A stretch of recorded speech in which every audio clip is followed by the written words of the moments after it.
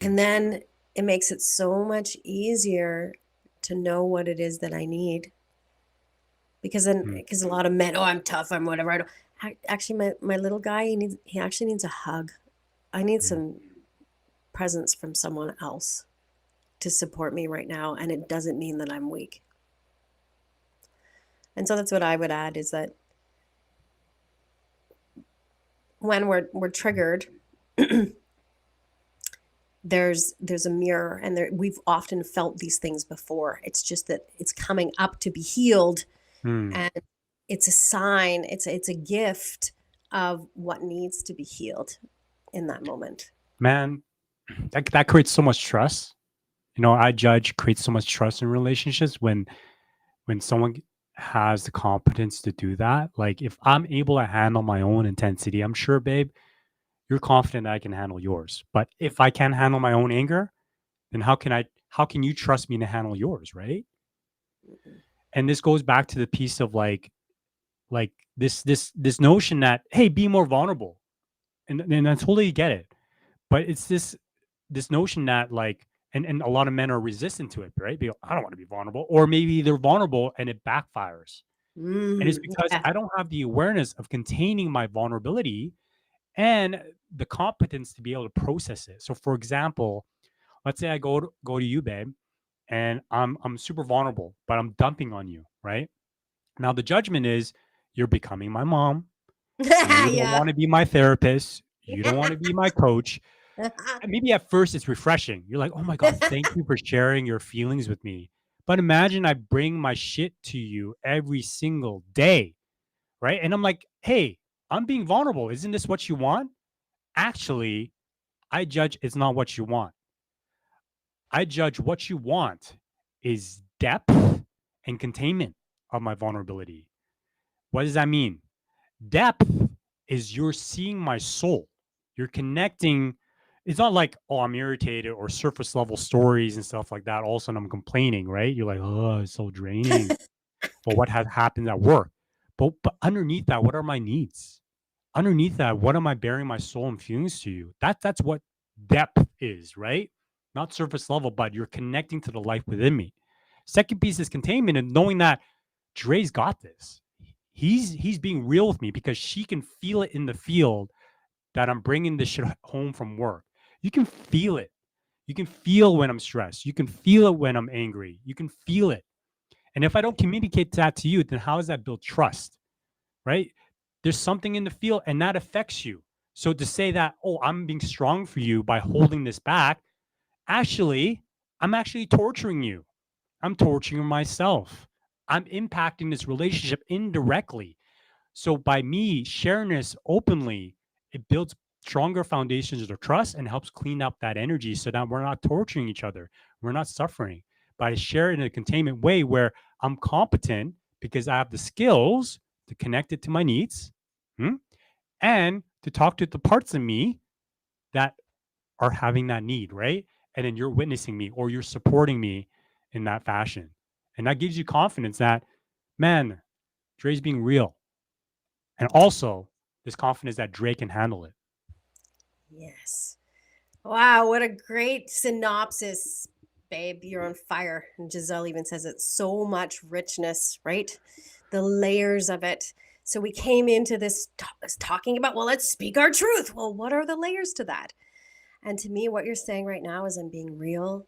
And what partnership really is I want to see the aspects of your Mm. soul. What is it that you need? What makes you come alive? And let me be a part of it, please. Mm. I want to be a part of what brings you alive because I want to be alive with you. That's why I'm in relationship is because I want to be alive with you. And yeah, I don't want to do it for you. I don't want to be your mom. I don't want to be your therapist. Mm. And I don't want to be your people pleaser and your martyr and your controller or any of those things. Mm.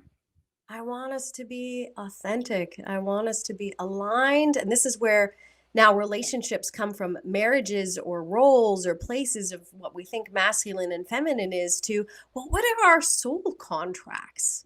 What is our human design made for? And are they complementary?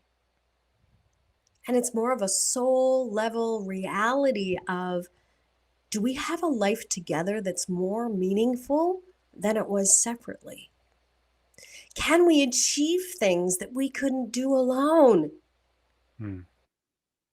Do we attract healthier relationships? Do we ripple out an effect in both our families that allows them to grow, that allows them to become healthier and more vibrant? Mm. Mm. Yeah, so juicy.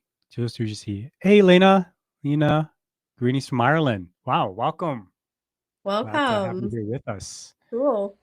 Yeah. Yeah, that talks about like that transition from stage one of like, being stuck in my pain, my woundedness, or even just asking like, what can you do for me? What about my needs? And it's not to say like my needs aren't important.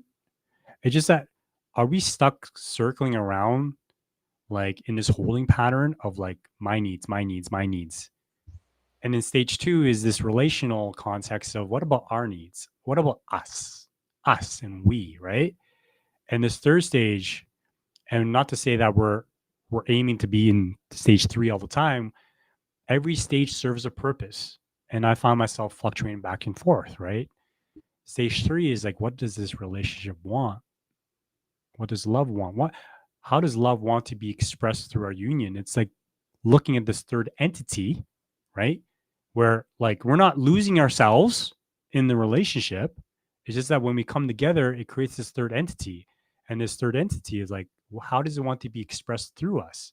And when I Mm. can have the conversation of like what our vision is, our values as a relationship, it provides such an anchor to remind me of what truly matters, especially in those moments where we're tit for tat, right? We're keeping score, we're we're struggling to hear each other. We can anchor ourselves back into like, hey, what does love want right now? It helps us get grounded. Helps me get grounded. Helps me anchor myself into that. Yes. And there was something that you triggered in my thoughts, and it just kind of floated away there. And when you got to the keeping score piece, Mm, what does love want? Um, oh, I know what it was. Bruce Lipton wrote a book called The Honeymoon Effect. When we're all excited and we're all together, and how we can perpetuate that. And he talked about noble gases. And so when one electron, my energy field, meets your energy field, do we amplify each other? Do we create more of who we are versus the negativity and bringing us down, which is that scorekeeping thing you were talking about?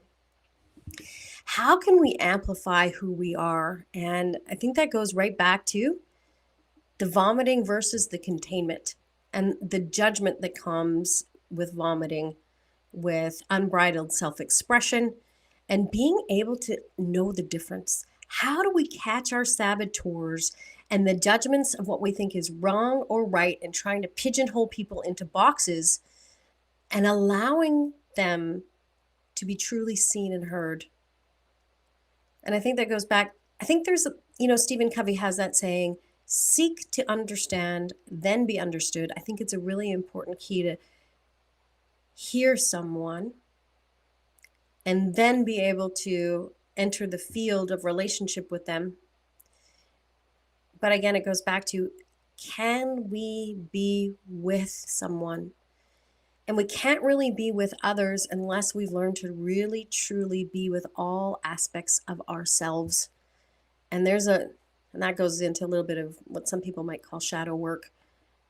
What are the parts of ourselves that we've disowned and need to reclaim so that we can be whole and step into a relationship with all of who we are?